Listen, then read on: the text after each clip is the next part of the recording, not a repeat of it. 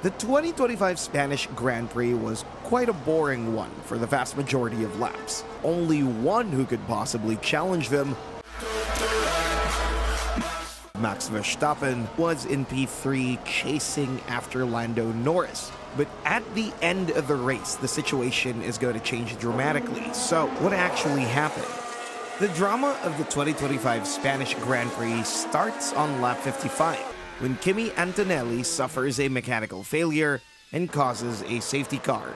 At the front of the pack, both McLarens and the Red Bull of Verstappen pit for new tires. A logical choice at this stage of the race is the soft tires, but Red Bull opted for the hard tire. Verstappen is furious and comes on the radio. What is this tire? That's the hard tire, Max. Why? Why are we on the hard? There are only 6 laps left until the end of the race. Instead of fighting for the win, Verstappen now has to defend from cars behind.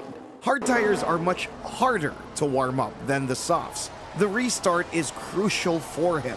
But when exiting out of the last corner, Verstappen suffers a huge slide and loses all of the momentum.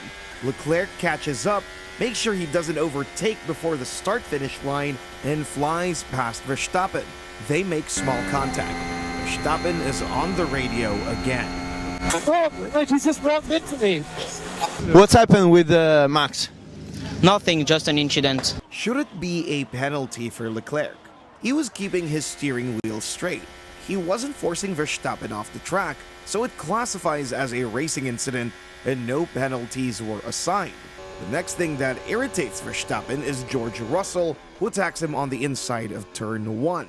At the apex, Russell is well alongside Verstappen. His front tires are ahead of Verstappen's mirrors and he's on the inside of the corner. Russell loses the rear for a moment and makes contact with Verstappen. Verstappen opts for the exit road of turn 2 and after rejoining, keeps the position ahead of Russell. After the race, the FIA stated, given the reason for car 1 being forced off the track was the loss of control and the resulting contact by car 63, car 1 did not deliberately leave the track. We accordingly took no further actions. But at the time, Red Bull wasn't aware of the steward's decision, and 2 laps later, the team advised Verstappen to let Russell by to avoid any possible penalties for the turn 1 incident. Max, can you let Russell through, please? Let Russell through. What? I was ahead. Hey, what the fuck? My advice is to let him through. Wait, I was ahead. He just ran me off the road. But that's the rules. Before turn 5, Verstappen slows down to let Russell pass, but then slams into the side of the Mercedes.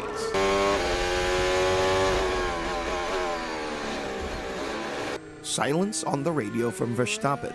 Seems like this move was intentional. Later this lap, Verstappen lets Russell pass, but receives a 10-second time penalty, pushing him from P5 to P10.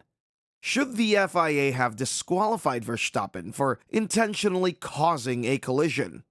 Let's review 2 examples from the past. At the 1997 season finale, Michael Schumacher intentionally caused a collision with Jacques Villeneuve, who was his main championship rival. As a result, Schumacher was disqualified for the entire 1997 season. 2017, in Baku, Sebastian Vettel intentionally drove into Hamilton under safety car. For his actions, he received a 10-second stop-go penalty. Was the 10-second penalty for Verstappen a fair penalty? Share your thoughts in the comments. After the race, Verstappen additionally received 3 penalty points to his license, making it 11 in total.